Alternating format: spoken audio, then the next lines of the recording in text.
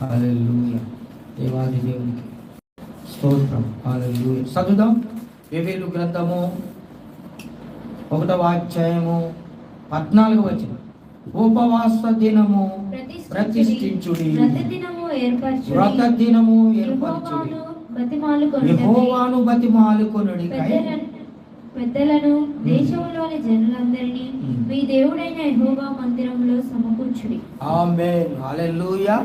ఏం చేయాలంట? మనము ఉపవాస దినము ప్రకటించాలి, వ్రత దినము ఏర్పరచాలి.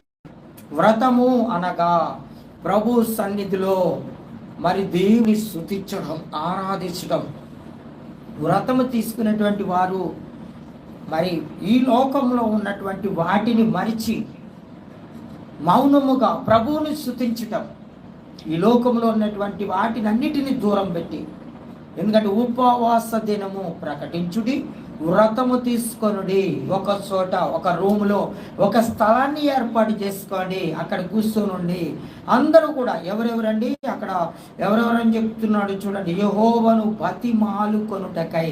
ఎవరిని బతిమాలుకోవాలంటే మనము మన ప్రభువుని బ్రతిమాలుకొనండి. ఉపవాసం ఉండి ప్రభువుని బ్రతిమాలుకోవాలి. పెద్దలను, దేశములోని జనులందరినీ, ఒక్కరు కాదని పెద్దలందరినీ, దేవుణ్ణి నమ్ముకున్నటువంటి మీరు రావటానికి సన్నిధికి బద్ధకం అయిపోయింది కదండి. లేకపోతే పనులు. ఉపవాసం ఉండి కూడా అనేకమైన పనులు పెట్టుకుంటూ ఉన్నారు. లోకం మీదకి శ్రమలు రాబోతున్నాయి, కష్టాలు రాబోతున్నాయి, బాధలు, ఇబ్బందులు, దినాలు రాబోతున్నాయి. కాబట్టి మనము ప్రభు దినమును మనం ఏర్పాటు చేసుకోవాలా, దేవుని బ్రతిమాలుకోవాలా, పశ్చాత్తాపడాలా. అందుకని పెద్దల్ని ఏర్పరచుకోవాలా, దేశంలో జనులందరినీ ఒక చోటకు పిలుచుకోవాలా, దేవుడైన యెహోవా మందిరములో సమకూర్చండి, అందరినీ సమకూర్చండి. మనము ప్రభుని ఆరాధించేటువంటి మనమే, తెలుసున్నటువంటి మనమే ప్రభు సన్నిధికి రావటానికి సాకులు ఉంటాం. సాకులు చెప్పి ప్రభు సన్నిధికి మనము రాకుండా దూరం అయిపోతున్నాం. మనము రాకపోవడమే కాకుండా అనేక ప్రజలను కూడా ఆయన వైపు తిప్పలేని పరిస్థితులు వస్తున్నాయి. నువ్వు నడుస్తూ ఉంటే దేవుడి కార్యాలు జరుగుతుంటాయి.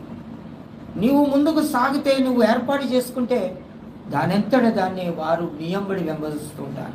కాబట్టి మరి ఏర్పాటు చేయండి, ప్రభునందు ఉండండి, ప్రభునందు బతిమలాడండి, కన్నీళ్ళు విడండి. మీ సమస్య ఏదైనా సరే, ఎలాంటి కార్యమైనా సరే, ఆయనకు అసాధ్యమైనది ఏమీ లేదు. సమస్తమును చేయగల సామర్థ్యం కలిగినటువంటి మన దేవుడు. ఆమేన్. హల్లెలూయా. హల్లెలూయా. నిర్గమకాండంలో 24వ అధ్యాయం 18వ వచనం. 24:18.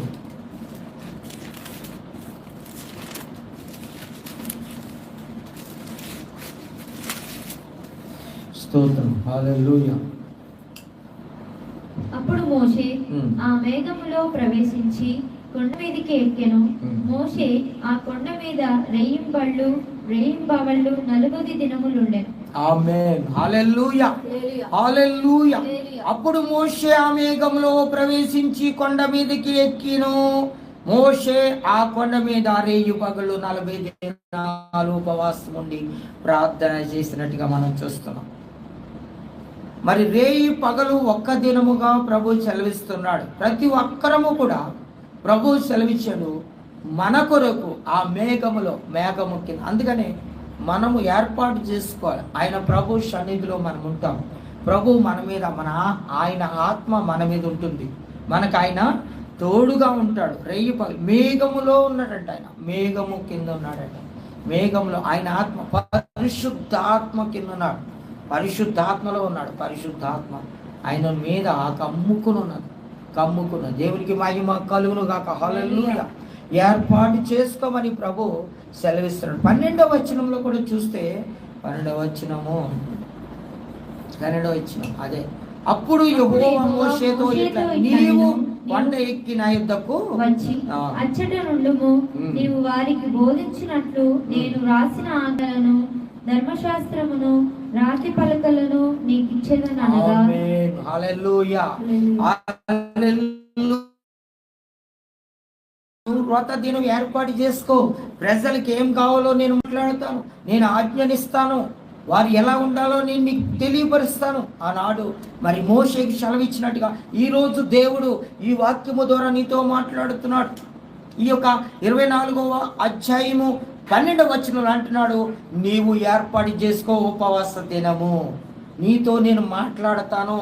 నేను మాట్లాడిన ప్రకారం ఇది ప్రజల్లోకి తీసుకెళ్ళింది, కానీ ప్రజలందరినీ ఒక తాటి మీద తీసుకుని వచ్చి నేను మాట్లాడిన మాటలన్నీ కూడా వారికి తెలియపరిచి, వారికి ఏది కావాలో నేను తెలియపరుస్తాను. నీ ద్వారాగా నువ్వు ఏర్పాటు చేసుకో, నువ్వు నా దగ్గరికి రా, అప్పుడు నేను నీ పట్ల నేనేమైతే చెబుతున్నానో అవన్నీ ప్రజలకు తెలియపరుస్తానని ఇక్కడ ప్రభు సెలవిస్తున్నట్టుగా చూస్తున్నాను.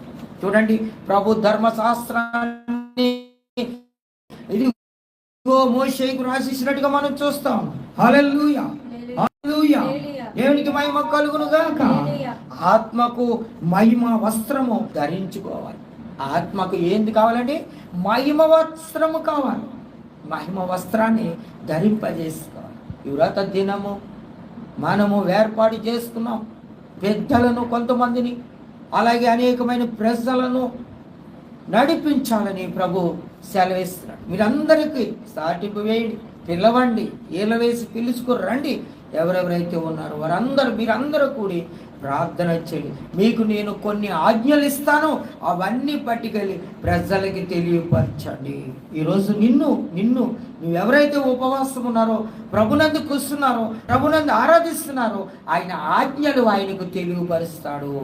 జరగబోయేది ఆయన తెలియపరిచి, వారి చేత ఆ మాటలు తెలియపరిచి, జాగ్రత్తగా ఉండండి, మీ ఇల్లు చక్కబెట్టుకోండి, రాబోయే ఉగ్రత దినాలు దేవుడు మీ పట్ల ఇదిగో తప్పించడానికి సిద్ధంగా ఉన్నాడు, నమ్మండి, విశ్వాసం ఉంచండి మీతో పలికించి మిమ్మల్ని నడిపింపజేస్తాడు. అందుకని మీరు ఏర్పాటు చేసుకోండి, ప్రభునందు కూర్చుని ఆరాధించండి, ప్రభుతో మీరు ఏకీభవించి ప్రభువుని బ్రతిమలాడుకోండి. దేవునికి మహిమ కలుగును. 19వ అధ్యాయము 1 నుంచి 4 వరకు చూస్తే అక్కడ ప్రభు మనకి సెలవిస్తున్నాడు. వెనకకి వెళ్దాము. స్తోత్రం. ఇశ్రాయేలు 19వ అధ్యాయం 1 నుంచి 4 వచనాలు. ఇశ్రాయేలు ఐగుప్త దేశము నుండి బయలుదేరిన 3వ నెలలో, వారు బయలుదేరిన వాడే 3వ నెల ఆరంభమందే వారు సినాయి అరణ్యమునకు వచ్చిరి. రఫీదీము నుండి బయలుదేరి సినాయి అరణ్యమునకు వచ్చి ఆ అరణ్యమందు దిగిరి. అక్కడ ఆ పర్వతం ఎదుట ఇశ్రాయేలీయులు విడసిరి. మోషే దేవుని యొద్దకు ఎక్కిపోవగా యెహోవా ఆ పర్వతము నుండి అతని పిలిచి, నీవు యాకోబు కుటుంబకులతో ముచ్చటించి ఇశ్రాయేలీయులకు తెలుపవలసినది ఏమనగా, నేను ఐగుప్తీయులకు ఏమి చేసినో మిమ్మును గద్దె రెక్కల కింద మోసి నా యొద్దకు మిమ్ము నెట్లు చేర్చుకుంటేనో మీరు చూచితిరి. ఆమేన్, హల్లెలూయా, హల్లెలూయా. మోషేకు సెలవిస్తున్నాడు, దేవుడి యొద్దకు ఎక్కిపోగా యెహోవా ఆ పర్వతము నుండి అతన్ని పిలిచి, నీవు యాకోబు కుటుంబకులతో ముచ్చటించి ఇశ్రాయేలును తెలుపవలసినదేమనగా, ఇశ్రాయేలుకు తెలుపవలసిందే, నేను ఐగుప్తులకు ఏమి చేసి వారిని ఇక్కడికి రప్పించి తినో, వారిని ఎలా నడిపించి తినో, గెత్తరెక్కల మీద ఎలాగైతే మోసు అలాగా ఇదిగో నీతో మాట్లాడి ప్రజలందరినీ ఆయన పక్క తిప్పి ఆయన మీద నీకు ఆజ్ఞ ఇచ్చిన ప్రకారము అవి వారికి బోధించినప్పుడు ఆ ప్రభు వారి యొక్క అవసరతలు, అక్కర్లు అన్నిటిని భారమును ఆయన ఏం చేస్తాడంట, ఆయన రెక్కల మీద మోసుకుంటాడు. ఈరోజు నువ్వు తెలియపరచాలి. ప్రభు ఏదైతే నీకు నేర్పిస్తున్నాడో, ప్రభు ఏదైతే నీకు చెప్తా ఉన్నాడో అవన్నిటిని నేర్చుకుని ప్రజలకి బోధించాలి. ఈరోజు ఇక్కడ దినము ఏర్పాటు చేసుకుని నువ్వు కూర్చుని దేవుని ఆరాధిస్తున్నావు కనుక, ప్రార్థిస్తున్నావు కనుక కొన్ని ఆజ్ఞలు ప్రభు నీకు ఇస్తాడు. అవన్నీ తీసుకెళ్ళి ప్రభుజులకి, ఆ యొక్క ప్రజలకి తెలియపరచాలని ప్రభు కోరుకున్నాడు. హల్లెలూయా, హల్లెలూయా. దేవునికి మహిమ కలుగును గాక. హల్లెలూయా, హల్లెలూయా. యేసయ్యకు మహిమ కలుగును గాక. హల్లెలూయా. అయితే మనము ఇక్కడ చూస్తే 20వ అధ్యాయం 1 నుంచి మనం చూస్తే మోషేకి ఏమి ఇచ్చాడండి? 10 ఆజ్ఞలు ఇచ్చాడు కదా. 10 ఆజ్ఞలు. నేను తప్ప వేరొక దేవుడు నీకు ఉండకూడదు, మొదటి ఆజ్ఞ కదా. ప్రభు రాసిచ్చాడు చూడండి. ఆలో పగలు రాత్రులు 40 దినాలు ప్రభుతో ఉంటే ప్రభుకి ఏమి ఇచ్చాడండి? నేనే దేవుడను, నేను తప్ప వేరొక దేవుడు నీకు ఉండకూడదు. ఎందుకు చెప్పాడు? నా మాట విని, నా మాట ప్రకారం నువ్వు నిలబడితే ఉంటే, నేను దాసుల గృహంలో ఐగుప్త దేశం నుండి నిన్ను వెతికి రప్పించి తిని కదా. అందుకనే నేను తప్ప వేరొక దేవుడు నీకు ఉండకూడదు. హల్లెలూయా, హల్లెలూయా, హల్లెలూయా. రెండవ ఆజ్ఞ ఏమనగా, ఇదిగో పైన ఆకాశం అందే గాని, క్రింద భూమి అందే గాని, భూమి క్రింద నీటి అందే గాని ఉండు, దేని రూపమునైనను నువ్వు ఆమేన్, హల్లెలూయా. దేని రూపము నువ్వు ఆకాశం అందే గాని, భూమి కింద ఉన్నట్టు గాని ఏ దానిని కూడా నువ్వు చేసుకొనకూడదని ప్రభు నీతో మాట్లాడుతున్నాడు. హల్లెలూయా. 3 ఆజ్ఞ ఏదనగా, 3 ఆజ్ఞ కూడా దేవుని, నీ దేవుడైన యెహోవా నామమును వ్యర్థముగా ఉచ్చరింపకూడదు. ఆసక్తితో ప్రభువుకు భయభక్తి కలిగి, ప్రభునందు బలము కలిగి, శక్తి కలిగి, నిజంగా దేవుణ్ణి వివేచించి ఆరాధించాల, సమర్పణ కలిగి ఆరాధించాల. అప్పుడే ఆ మోషేకు ఆజ్ఞ ఇచ్చినట్టుగా ప్రతి ఆజ్ఞలు నీకు పంపిస్తాడు. పంపించి ఆయన నీతో మాట్లాడి ప్రజల్లోకి తీసుకెళ్తాడు. ఆయన ప్రజల్లోకి తీసుకెళ్ళి, ఇది చెయ్యకూడదు, ఇది చెయ్యాలి, రాబోతుంది సమస్య, జాగ్రత్త పడండి. ఆనాడు నోవహు కాలానికి ఇచ్చినటువంటి ఆజ్ఞలు ఈరోజు కూడా ప్రభు మనకిస్తున్నాడు. సొదొమ గొమొర్రా పట్టణానికి ఇచ్చినట్టు ఆజ్ఞలు మనకు కూడా ఇస్తున్నాడు. జాగ్రత్త, రాబోయే ఉగ్రతను తప్పించువాడెవడు? ఎవడు నిలడు. కాబట్టి ఇక్కడ చూద్దాం, 4వది చూద్దాం. విశ్రాంతి దినమును పరిశుద్ధముగా ఆచరించుటకు జ్ఞాపకం ఉంచుకోండి ప్రజలారా. జ్ఞాపకం ఉంచుకోండి. దేవుని నమ్మిన వాటి ప్రజలు, విశ్వాసం ఉంచినటువంటి ప్రజలు మీరు జ్ఞాపకం పరిశుద్ధంగా ఆచరించండి, ఆచరించండి. ఎప్పుడైతే మోషేను పిలుచుకుని ఈ ఆజ్ఞలు మనకు ధర్మశాస్త్రాన్ని ఇస్తున్నాడు, ఇది చూడండి, ధర్మశాస్త్రాన్ని ప్రభు రాసిస్తున్నాడు. ఎవరైతే వ్రతధనం తీసుకున్నారో, ఎవరైతే ఉపవాసం ప్రార్థిస్తున్నారో, అది నీకు ప్రజల్లోకి ఏది తీసుకెళ్లాలో, ఏది మాట్లాడాలో ప్రభు నీకు నిండుగా నింపుతాడు బిడ్డ. నీ హృదయంలో నింపుతాడు, నీ ఆలోచనలు, నీ తలంపులో నిన్ను నింపుతాడు, నిన్ను నడిపింపజేస్తాడు. హల్లెలూయా, హల్లెలూయా. నువ్వు వ్రత దినం అందుకే తీసుకోవాలి. ఏదో గొప్పలు చెప్పుకోవడానికి, నేను ఉపవాసం ఉన్నానని చెప్పుకోవడానికి కాదు.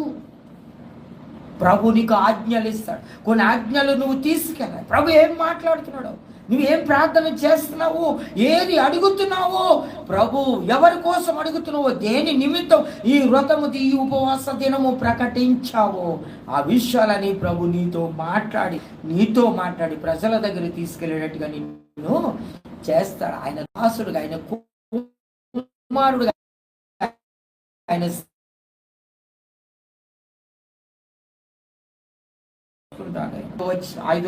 ఐదవది మనం చూద్దాం. నీవు దీర్ఘాయుష్మంతుడగునట్లు నీ తండ్రిని నీ తల్లిని సన్మానించుము. ఎంతమంది అండి ఈరోజు తల్లిదండ్రులను సన్మానించడం ఏంటి? సాల్వాలు కలిగి పూలు దండలేయటమా? కాదు బిడ్డ, కాదు బిడ్డ, అలాంటివి కాదు. నీవు ఇదిగో దేవునికి ఉపవాసం ఉండి, ఎలాగైతే భయభక్తులు కలిగి ఉండి దేవుడి సన్నిధిలో కనిపెట్టి ప్రార్థన చేస్తున్నావో, నీ తల్లిని నీ తండ్రిని కూడా అలాగే నీవు నీ తల్లిదండ్రులని ఇదిగో దేవునికి భయపడి ఎలా ఉంటున్నావో, నీ తల్లిదండ్రులు కూడా అలా భయపడి ఉండాలా, లోబడి ఉండాలా.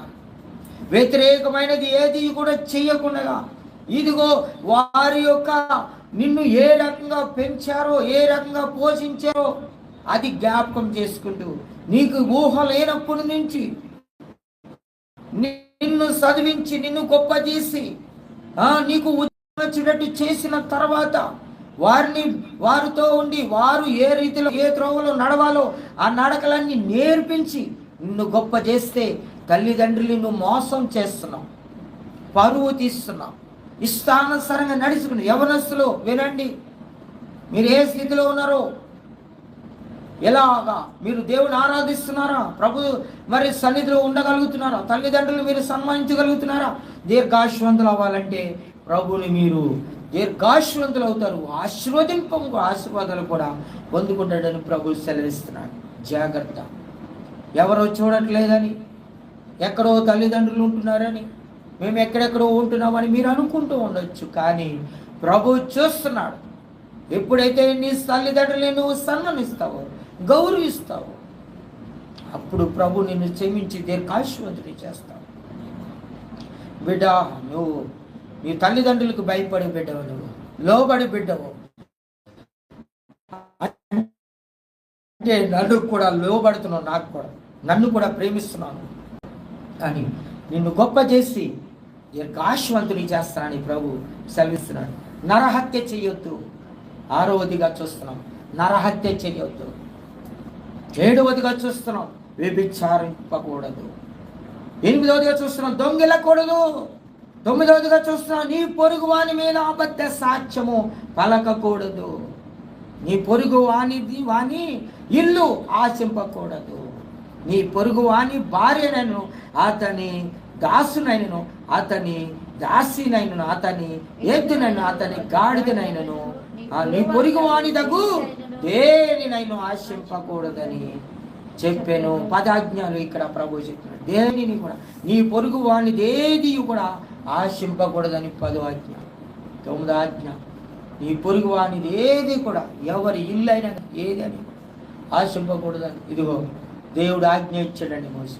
ఎక్కడని? సినాయి పర్వతం మీదకి ఎక్కినప్పుడు, మేఘం ఆయన మీద దిగినప్పుడు ఆజ్ఞలు ఇస్తా ఉన్నాడు.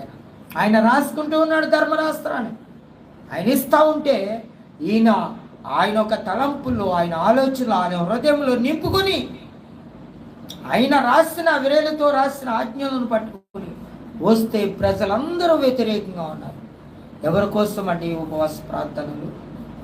మీకోసం, మీ పిల్లల కోసం ఏడవండి, నా కోసం కాదు అని ప్రభు సెలవిచ్చాడు. హల్లెలూయా, హల్లెలూయా. ఎవరి కోసం ఈ ఉపవాస ప్రార్థనలు చేస్తున్నారు?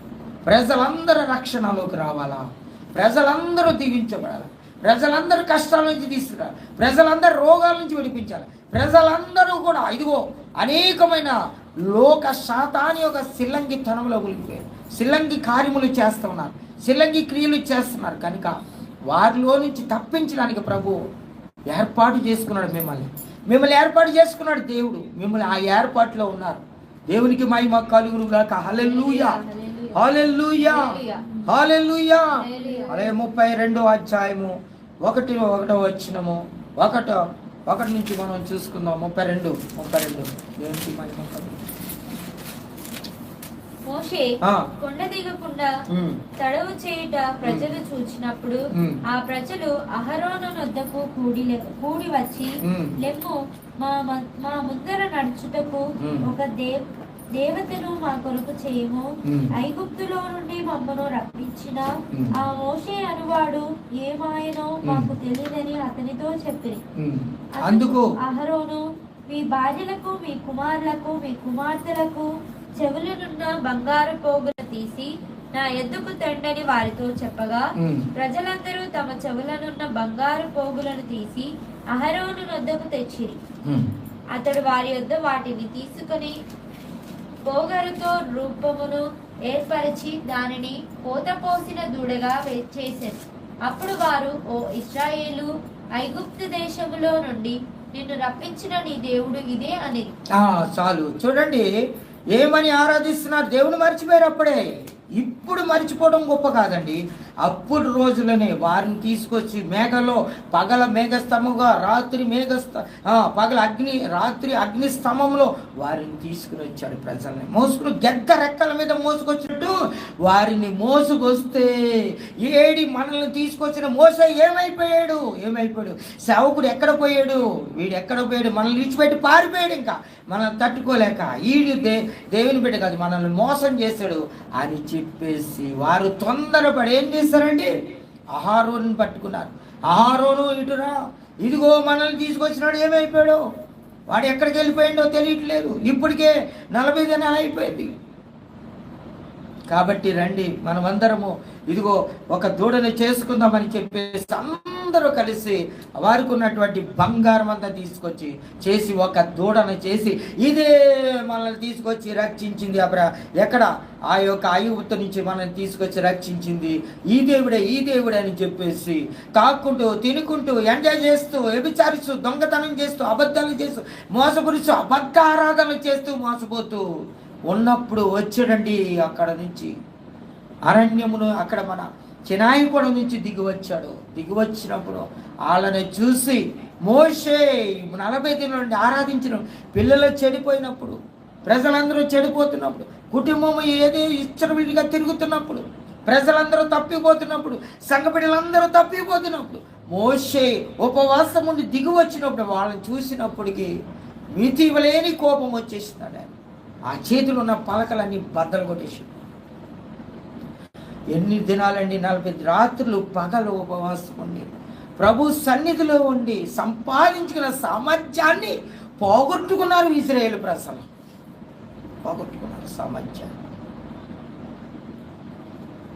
అందుకని వారి మధ్యలోకి నేను వచ్చినానంటే వారందరూ చనిపోతారు. వారి మధ్యలోకి వస్తే నన్ను మోసం చేశారు వీళ్ళు, నా నామాన్ని దూషించారు వీళ్ళు. వారు చేసిన పని చాలా శాపకరమైన పాపకరమైన విగ్రహారాధన. ఆయనకు వ్యభిచారముతో పోల్చుకున్నాడు. ఆయన వ్యభిచారులు అయిపోయారు వీళ్ళు. నా వైపు తిరిగారు కనుక అప్పటికే 3000 మంది చనిపోయినట్టుగా చూస్తున్నాం. 3000 మంది దేవునికి వ్యతిరేకులు అయ్యారండి.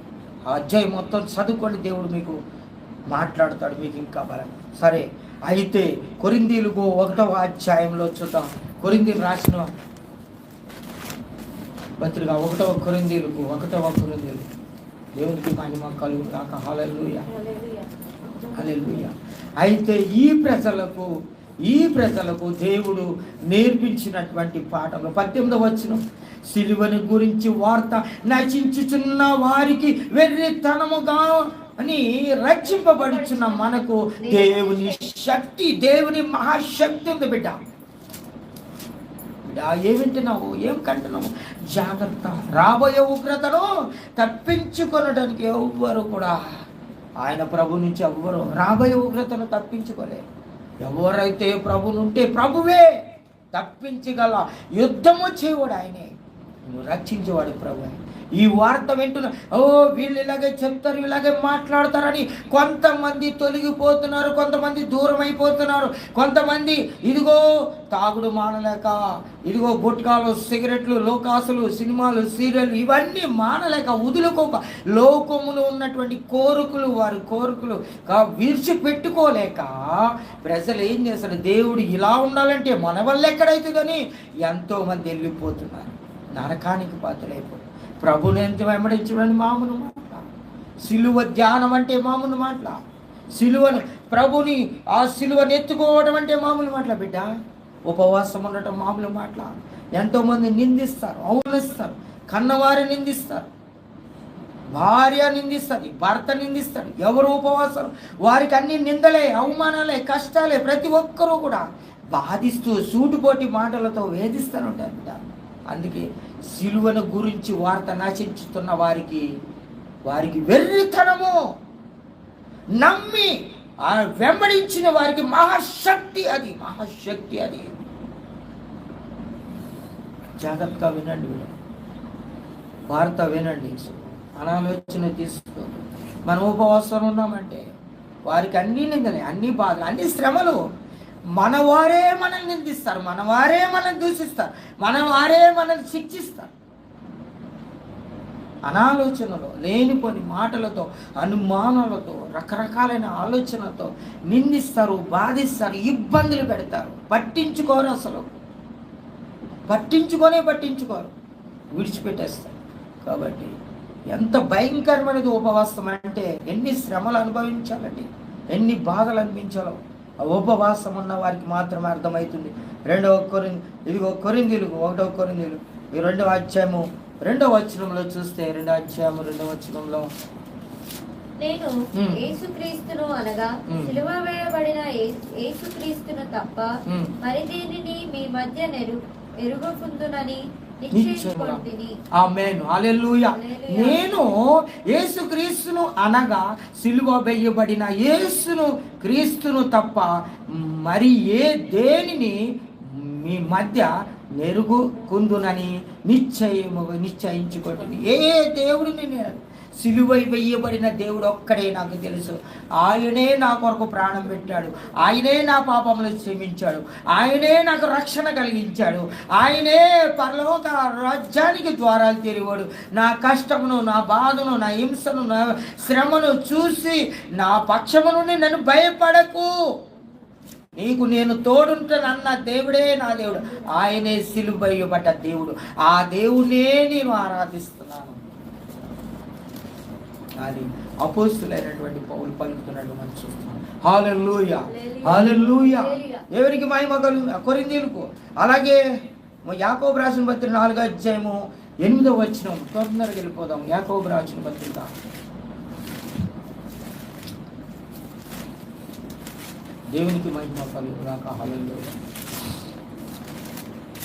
4వ అధ్యాయం 8వ వచనం చదవండి. కొరింథీయులకు యాకోబు రాసిన పత్రిక, యాకోబు 4వ అధ్యాయం 8వ వచనం. దేవునికి మహిమ కలుగును. దేవుని యొద్దకు రండి, అప్పుడు ఆయన మీ యొద్దకు వచ్చును. పాపులారా, మీ చేతులను శుభ్రము చేసుకొనుడి. దీన మనస్కులారా, మీ హృదయమును పరిశుద్ధపరచుకొనుడి. పరిశుద్ధాత్మ దేవుడు బలంగా మాట్లాడుతున్నాడు. ఆయన మహాశక్తి. పాపులారా, మా యొద్దకు రండి, మీరు పాపము చేసి ఉన్నారు. పాపం లేని వారు ఒక్కరు లేరు, అందరూ ప్రభు దృష్టికి పాపులై ఉన్నారు. అందుకనే స్పష్టంగా మాట్లాడుతున్నాడు. దేవుని యొద్దకు రండి, అప్పుడు ఆయన మీ యొద్దకు వచ్చును. ప్రభు, పాపులారా, దేవుని యొద్దకు రండి, దేవుని యొద్దకు రండి. దేవుని యొద్దకు వస్తే ఆయన మీ యొద్దకు వస్తారంట. హల్లెలూయా. దేవునికి మహిమ. ఓ రాబా శాంతి, గ్లోరీ గ్లోరీ గ్లోరీ గ్లోరీ. ప్రతి ఒక్కరు రండి. ఆయన కాడి ఎత్తుకోండి బిడ్డ. యవ్వన కాలంలో ఆయన కాడి ఎత్తుకోండి. అది భారమైనది కాదు, సులువైనదంట. ఆయన కాడి ఎత్తుకుంటే అబ్బా బిడ్డ, సులువ ఎత్తుకుని చూడొక్కసారి. ఆయన కాడి మోయటము మోయు. ఆయన కాడి ఈ లోక ప్రేమలు, ఈ లోక ఆలోచన, ఈ లోక తలంపులు, ఈ లోకంలోనదంతా పెంట ఇచ్చుకో. ఆయన కాడి ఎత్తుకో. నిన్ను దీర్ఘాయుష్యుని చేయడం కానీ, ఈ లోకానికి అధికారినిగా చేసి అందరూ నీకు సాగిలపడేటట్టుగా, నీ దగ్గరకు వచ్చేటట్టుగా చేసే సామర్థ్యం కలిగిన దేవుడు. ఆయనని ఎంత పొగిడి, ఎంత చెప్పుకున్నా, ఎంత ఆరాధించి ప్రార్థించి ఆయన మీద మనం ప్రకటించిన ప్రవర్తన, ఈ వాక్యాలన్నిటినీ కూడా శుభవార్తను మనం చెప్పి కొలిది ఆయన నిన్ను లేవనెత్తుతూనే ఉంటాడు, అభిషేకిస్తుంటాడు. లేవనెత్తుతూ ఆయన నీటి ఊటలు ఉకింప చేస్తూనే ఉంటాడు. ఆయన ఉకింప చేస్తాడు. హల్లెలూయా, హల్లెలూయా. ఆయన అంటున్నాడు, మీరు మీ పాపములు ఒప్పుకోండి. పాపులారా, మీ చేతులను శుభ్రం చేసుకోండి. దీన మనస్కులారా, మీ హృదయములు పరిశుద్ధుకోండి. హల్లెలూయా. మీరు ఏం చేయండి? ఇప్పుడు మీ యొక్క హృదయం పరిశుద్ధం చేసుకోండి బిడ్డ. మీ హృదయం పరిశుద్ధంగా దేవుని ప్రేమిస్తుందా? లోకాన్ని ప్రేమిస్తుందా? దేన్ని ప్రేమిస్తున్నావు? నువ్వు ప్రశ్న చేసుకో. ఈరోజు దేన్ని నన్ను ప్రేమిస్తున్నావు? నువ్వు లేకపోతే నేను బ్రతకలేనంటుందేమో. అది మోసమని జ్ఞాపకం చేసుకో. ఏదో ఒక రోజు నిన్ను ముంచిపోతుంది, నిన్ను బాధ పెట్టిపోతుంది, నిన్ను దుఃఖం, నీ బ్రతుకు దినాలన్నీ మూలన కూర్చోబెడుతుంది బిడ్డ. నీ కిరీటము తీసేస్తుందా నిన్ను మోసం. దేవుని ప్రేమ నీ కొరకు ప్రాణం పెడతాది. ఆయన ప్రేమ నీ కొరకు ప్రాణం పెడుతుంది. హల్లెలూయా. 1 తిమోతి 4వ అధ్యాయము 8వ వచనం. 1 తిమోతి 4వ అధ్యాయం 8వ వచనం. స్తోత్రం. హల్లెలూయా, హల్లెలూయా. దేవునికి మహిమ. సంబంధమైన సాధకము కొంచెము మట్టుకే ప్రయోజనకరమవును గాని దైవభక్తి ఇప్పటికీ జీవము విషయములోను రాబోవు జీవము విషయములోను వాగ్దానముతో కూడిన అది అన్ని విషయములలో ప్రయోజనకరమవును. ఆమేన్, హల్లెలూయా. శరీర సంబంధమైన సాధకము కొంచెం మట్టుకే కదండి. కొన్ని రోజుల సంబంధం అదే కదా, అంతే కదా. కొంచెం మట్టికే సంతోషం అంట, అది శాశ్వతమైన సంతోషం ఏమిటంట. శరీర సంబంధమైనది ఏదైనా సరే, ఈరోజు ఈ మాటలు వింటున్నా, నీవు లైవ్లో వింటున్నా, ఇక్కడ మీరందరూ కూడా జ్ఞాపకం చేసుకోండి, ఇది తాత్కాలికమైనది మాత్రమే.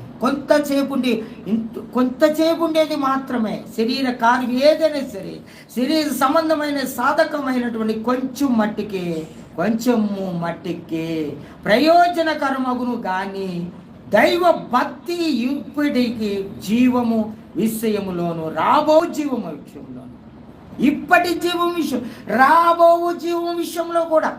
ఇప్పుడు జీవిస్తున్నావు కదా నువ్వు చనిపోయిన తర్వాత జీవం విషయంలో కూడా నువ్వు బ్రతుకున్న క్రీస్తు, మరణించిన క్రీస్తే ప్రభు కోసం. అందుకే నీ దేవుడు జీవిస్తున్నావు అని. ఆయన మరణము నొందలేదు, ఆయన జీవిస్తున్నాడు కనుక నీవు కూడా ఇప్పుడు జీవిస్తున్నావు శరీరములో ఉండి, అప్పుడు కూడా నీవు జీవిస్తావు. రాబో సమయంలో కూడా నీవు జీవిస్తావని ప్రభు ఈ విషయంలో, రాబో జీవము విషయంలోను వాగ్దానంతో కూడిన దైవం అందున అది విషయములలో ప్రయోజనకరమై ఉన్నది. ఆమేన్, హల్లెలూయా. ఇది ప్రయోజనకరమైనది. ప్రభు వెంబడించడం, ప్రభు కాడి ఎత్తుకోవటం, ఇది నీకు ప్రయోజనకరమని ప్రభు చదివిస్తున్నాడు. ఇంకొక వచనం చూసుకుని మనం త్వరగా ముగించేసుకుందాం. హెబ్రీయులకు రాసిన పత్రిక 11వ అధ్యాయము 24వ వచనం. 11:24. మోషే పెద్దవాడైనప్పుడు విశ్వాసమును బట్టి ఐగుప్తు ధనము కంటే క్రీస్తు విషయమైన ఎంత గొప్ప భాగ్యమని ఎంచుకొని అల్పకాలము పాపభోగము అనుభవించుట కంటే దేవుని ప్రజలతో శ్రమ అనుభవించుట మేలని యోచించి ఫరో కుమార్తె యొక్క కుమారుడని ఒప్పుకొనలేదు. ఏలయనగా అతడు ప్రతిఫలముగా కలుగబోవు బహుమానందము దృశ్యించెను. ఆమేన్, హల్లెలూయా. మోషే పెద్దవాడైంది, చిన్నపిల్లప్పుడు కాదు, పెద్దవాడైనప్పుడు ఆయనకి ఎంత జ్ఞానం వచ్చిందో చూసారా. మోషేకి జ్ఞానం వచ్చి అంటున్నాడు, విశ్వాసమును బట్టి ఐగుప్త ధనము కంటే క్రీస్తు విషయమైన నింద గొప్ప భాగ్యమని ఎంచుకున్నాడంట. క్రీస్తునందున్న నింద మంచిదంట, ఆయనకి నిందింపబడి మంచిదంట భోగెచ్చల కన్నా. అంటే పరో కుమార్తెగా బతికాడు కదండి, ఎంత రాజకుమారుడిగా బతికాడు కదా, ఎంత ధనం ఉంది, ఎంత ఆస్తి, ఏమన్నా రాజు భోజనం అంటే మాటలనా. అలాంటి భోగెచ్చలనన్నింటినీ విడిచిపెట్టుకున్నాడు మోషే. భోగెచ్చలు విడిచిపెట్టుకున్నాడు. నువ్వేం విడిచిపెడుతున్నావు ఈరోజు నువ్వు జ్ఞాపకం చేసుకో. మోషే విడిచిపెట్టాడు బిడ్డ, సమస్తం విడిచిపెట్టాడు ఆయన. ప్రభు సిలువ మోయటం మంచిదని, ప్రభు నిమిత్తం బాధను అనిపించడం మంచిదని, పాప భోగముల కంటే అనుభవించడం కంటే దేవుని ప్రజలతో శ్రమలు అనుభవించడం మేలు అనుకున్నారంట. హలో, దేవుని ప్రజలతో ఈరోజు ఈ వ్రతం ఎందుకు తీసుకున్నావు? ఎందుకు ఆరాధిస్తున్నాం? ఎందుకు ప్రార్థిస్తున్నాం? ప్రభు నన్ను ఆనందించి ప్రజల కోసం, ప్రజలు మార్చి విశ్వాసంలోకి నడిపించడానికి, వారు తప్పిపోయి నశించిపోతుండగా రక్షించడానికి ఈ వ్రతం తీసుకున్నావు. ప్రభు నీతో ఈరోజు మాట్లాడుతున్నాడు, ఈరోజు నింపుతున్నాడు, ఆత్మశక్తితో నింపుతున్నాడు. ఈ లోక భోగములు ఇచ్చిపెట్టాడండి ఒక సేవకుడు ఉపవాసం ఉండి. అవునా కదా? చెప్పండి, ఒప్పుకోవాలి, మీరు ఒప్పుకోవాలి. 40 దినాలు ఉపవాసం అంటే ఈ లోక భోగములు విడిచిపెట్టినట్టు కాదా? ఈ లోక ఆశలు విడిచిపెట్టినట్టు కాదా? ఏమి చూసి మీరు నిందిస్తున్నారు, అవమానిస్తున్నారు, బాధిస్తున్నారు. క్రీస్తును ఎందుకు సిలువ వేశారు? ఏ పాపము చేయన ఆయన పరమ మూర్తి మీరు సిలువ వేసేది. ఆయన సేవకుడు ఉపవాస దినాలు ప్రకటించుకుని, వ్రత దినము ప్రకటించుకుని ఆయన కూర్చుని ఆరాధిస్తుంటే ఆయన మీద నిందిస్తున్నారా? అవమానిస్తున్నారా, బాధిస్తున్నారా, ఆయన హింసిస్తున్నారా? జాగ్రత్త. నేను ఏర్పాటు చేసుకున్న నా సేవకుడు, నా దైవజనుడు, నా స్నేహితుడు, నా కుమారుడు, ఆయన జోలికి పోకండి, జాగ్రత్త జాగ్రత్త అని ప్రభు చదివిస్తున్నాడు. ఆమేన్. హల్లెలూయా, హల్లెలూయా. దేవునికి మహిమ కలుగును గాక. హల్లెలూయా, హల్లెలూయా. ఇంకో వచ్చిన 1 కొరింథీ 9:27 1 కొరింథీ 2 కూడా చూడము. ఇది 2వ వచనంలో కూడా ధ్యానం చేసుకుందాం. దానిని బట్టి ఏ పెద్దలు సాక్ష్యము పొందిరి. ఆమేన్, హల్లెలూయా. దేనిని బట్టండి? ప్రభు యొక్క కార్యములు బట్టి, అద్భుతాలు బట్టి, ఆశ్చర్య మహత్కార్యం చూచి దానిని బట్టే కదా, దానిని బట్టియే కదా పెద్దలు. అదే తిమోతి 2వ అధ్యాయం 2 తిమోతి 2వ అధ్యాయం 5వ వచనం. మరియు వ్యక్తి అయిన వాడు పోరాడినప్పుడు నియమ ప్రకారము పోరాడు కంటే వానికి కిరీటము దొరకదు. పాటుపడిన వ్యవసాయకుడే మొదట ఫలములో పాలు పుచ్చుకొనవలసి ఉన్నవాడు. ఆమేన్, హల్లెలూయా, హల్లెలూయా. 2 స్తోత్రం. చదువు, మళ్ళా చదువు. మరియు గట్టి అయిన వాడు పోరాడినప్పుడు నియమ ప్రకారము పోరాడుట కంటే వానికి కిరీటము దొరకదు. గట్టి అయిన వాడు పాటుపడిన వ్యవసాయకుడే మొదట ఫలములలో పాలు పుచ్చుకొనవలసిన వాడు. ఆమేన్, హల్లెలూయా. ఎవరైతే ప్రయాసపడుతున్నారో వ్యర్థమైన చెప్పుకోని ఉపవాస ప్రార్థనలు కాదు, సేవకుడు కూడా ఇస్తున్నాడు. ఎవరైతే ఉపవాసం ఉన్నారో, ఎవరైతే ప్రార్థన చేస్తున్నారో వారి అనాశరోసులతో, వారి ఇష్టాన్ని జట్టు అయిన కార్యములతో వారు ఉపవాసం ఉంటున్నారని అలాంటి ఉపవాసం కాదు. పోరాడుచున్నప్పుడు నియమ ప్రకారము పోరాడుకుంటే వానికి కిరీటము దొరకదట. దేవుని యొక్క నిర్ణయించినటువంటి ప్రకారముగా వారు ఉండకపోయినా దేవుని కిరీటము దొరకదు. ఒక వ్యవసాయకుడు రాత్రి పగలు ఎలా ప్రయాసపడు ఆ యొక్క పంటను కోసుకోగలుగుతాడు. అలా ప్రయాసపడుతూ దేవుని యందు బ్రతిమలాడుకోవాలి, ప్రభుని బ్రతిమలాడుకోవాలి. వ్రత దినం ప్రకటించుకొని కన్నీళ్లు విడుచుతూ పరిపూర్ణంగా తిరగాలని ప్రభు కోరు. 2 కొరింథీలు 1 కొరింథీ 9 అధ్యాయము 1 కొరింథీ 9 అధ్యాయం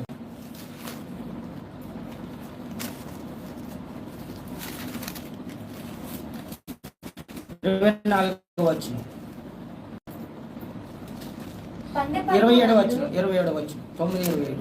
గాలిని కొట్టినట్టు నేను పోట్లాడటం లేదు కానీ ఒకవేళ ఇతరులకు ప్రకటించిన తర్వాత నేనే భ్రష్టుడనై పోదునేమో అని నా శరీరమును నలకు కొట్టి దాన్ని లోపరుచుకొనుచున్నాను. ఏంటంట? గాలిని కొట్టినట్లు నేను పోరాడుట లేదు. అంటే మీకు ఉట్టు మాటలే చెప్పేసి నేను చెంగు దులుపుకుని నేను వెళ్ళిపోవట్లే, మిమ్మల్ని విడిచిపెట్టట్లే. నేను ఉపవాసం ప్రకటించుకున్నది గొప్పలు చెప్పుకుని గాలికి పట్టి ఎగిరిపోయినట్టుగా నేను ఈ మాటలు ఉట్టి మాటలు మీకు చెప్పట్లేదు. కానీ ఏమంటున్నాడు ప్రభు ఇక్కడ? చదువు. గాలిని కొట్టినట్టు నేను పోట్లాడుట లేదు కానీ ఒకవేళ ఇతరులకు నేను భ్రష్టుడనైపోదునేమో అని నా శరీరమును నల్లగొట్టుకొనుచున్నాను. హల్లెలూయా. ఈ ఉపవాస ప్రార్థనలు అండి. ఉపవాస ప్రార్థనలు ఎందుకు? లోకాశల కొరక. శరీరం ముత్తళమవుతుంది, ఆయుష్ కాలం తక్కువ అవుతుంది,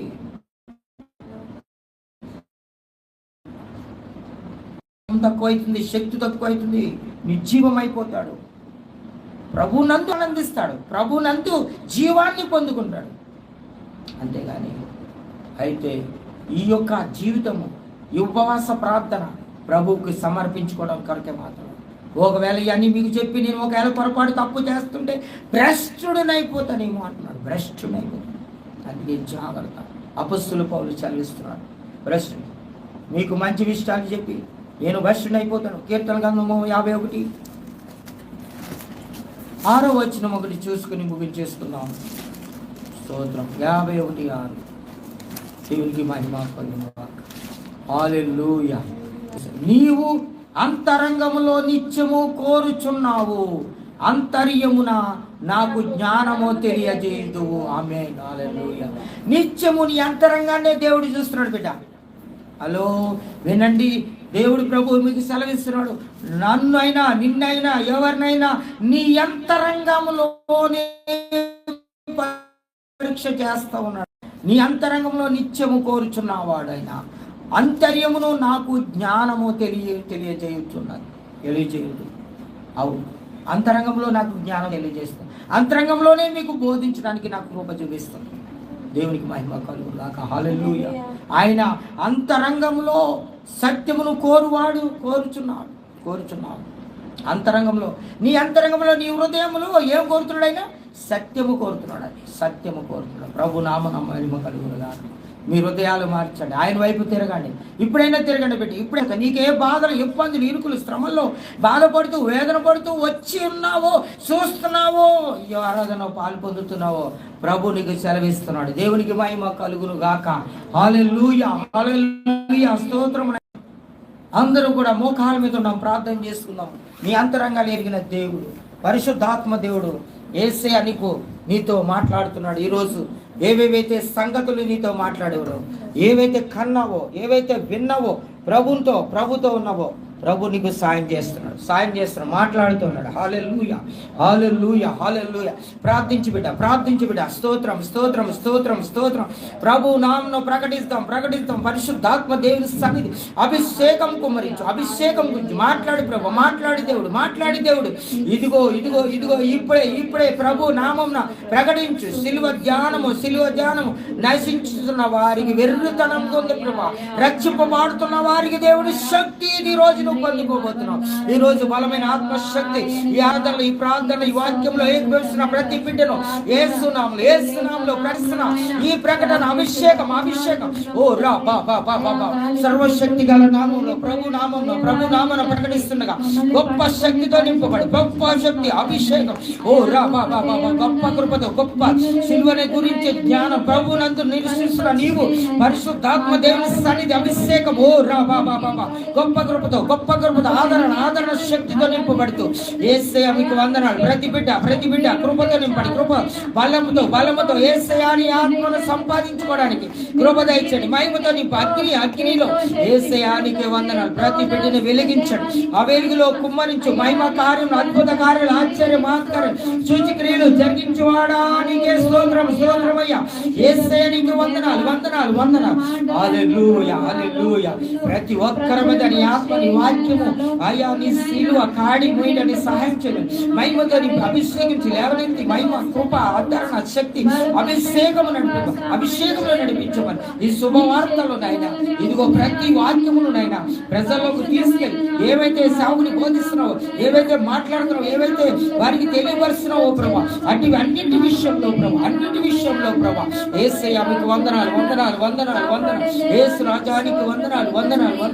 ప్రభువా మీకే వందనాలు. మీరు సహాయం చేసి నడిపించిన విధానం, అయ్యా ఎవరైతే దుఃఖిస్తారో, మనస్ఫూర్తిగా తిరుగుతున్న వారి మీద నీ ఆత్మ కుమ్మరించి సాయం చేసి ప్రతి ఆజ్ఞను తెలియపరచండి. ఆనాడుకి ఎలాగైతే మోషతో మాట్లాడారో నైనా అలా మాట్లాడి మాకు సాయం చేయండి. ప్రతి బిడ్డను వెలిగించి, ప్రతి బిడ్డతో మాట్లాడి మహిమ, ఘనత, ప్రభావాలు మీరే పొందుకోమని మా ప్రభును రక్షకుడైన యేసయ్య నామములో ప్రకటించి ప్రార్థించి వేడుకుంటున్నాను పరమ తండ్రి. ఆమేన్.